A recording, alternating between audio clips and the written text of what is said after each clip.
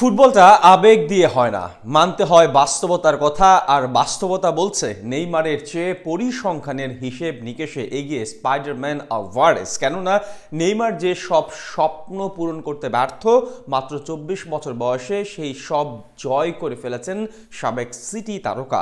সংখ্যাতত্ত্বের হিসেব বলছে পোস্টার বয় নেইমারের চেয়ে ঢের এগিয়ে আছে আলভারেজ। নেইমারকে কি সব হিসেব নিকেশে ছাড়িয়ে গিয়েছেন স্পাইডারম্যান, সেই সব নিয়ে বিস্তারিত থাকছে রিপোর্টে। তাকে নিয়ে লম্বা রচনা লেখার প্রয়োজন নেই, তার ফুটবল ক্যারিয়ারটাই যেন এখন আস্ত এক রচনা। বয়সটা সবে 24, অথচ ইতোমধ্যে জয় করে নিয়েছেন পুরো ফুটবলটাই। বলছি ফুটবলের সৌভাগ্যের পরশ পাথর জুলিয়ান আলভারেজের কথা। পরশ পাথরের ছোঁয়াতে লোহা যেভাবে রূপান্তরিত হয় সোনাতে, তেমনি আর্জেন্টাইন স্পাইডারম্যানের ছোঁয়াতে মরুভূমির বুকেও যেন ফুটে পুষ্প। এগুলো কথার কথা নয়, বরং পুরোটাই বাস্তবতা।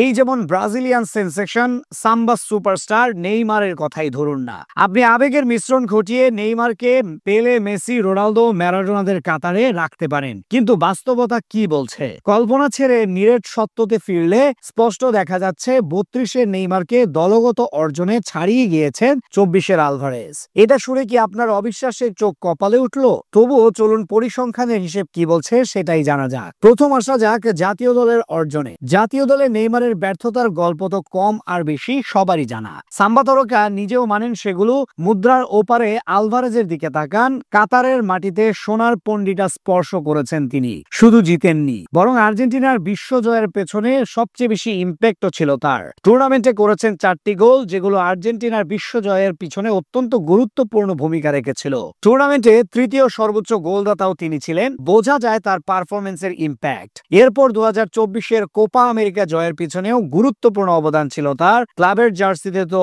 অনন্য আলভারেজ। পেপ গার্দিওলার সিটির যখন চ্যাম্পিয়ন্স লিগের ম্যাচে একের পর এক স্বপ্ন ভাঙে, তখন এক আলভারেজের ছোঁয়াতেই ভাগ্যের শিকে খুলেছিল।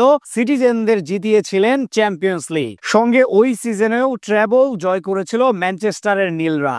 আর পেপ গার্দিওলার সিটির গুরুত্বপূর্ণ অংশ ছিলেন এই তারকা। দলের প্রয়োজনে নিজের চিরচেনা পজিশন ছেড়ে অ্যাটাকিং মিডফিল্ডার হিসেবেও খেলেছেন। এছাড়াও চলুন দলগতভাবে আর কি কি ট্রফি জয় করেছেন আলভারেজ, সেগুলো একটু দেখানো যাক। দক্ষিণ আমেরিকা ক্লাবের ফুটবলের সবচেয়ে মর্যাদাপূর্ণ টুর্নামেন্ট কোপা লিবার্তাদোরেস শিরোপা জিতেছেন। রিভার প্লেটের জার্সিতে আর্জেন্টাইন লিগ কাপ, দক্ষিণ American Recopa, Argentine cup, Argentine super cup, champions trophy. তাছাড়াও ম্যানচেস্টার সিটির হয়ে জিতেছেন FA cup, English premier league, European super cup, FIFA club world cup. আর্জেন্টিনার হয়ে ইতালির বিপক্ষে ফিনালিসিমা জিতেছেন এই ফুটবলার। অর্থাৎ দলীয় যত ট্রফি আছে এই বয়সে সবকিছু স্পর্শ করেছেন তিনি। এছাড়াও অ্যাথলেটিকো মাদ্রিদে আসার পর ডিয়েগো সিমিওনের দল লিগ রেসে আছেন ঠিকঠাক ভাবে। চলতি মৌসুমে বার্সেলোনা রিয়াল মাদ্রিদকে টপকিয়ে লা লিগা জিতলে আরো একটি ট্রফি থাকবে তার নামের পাশে।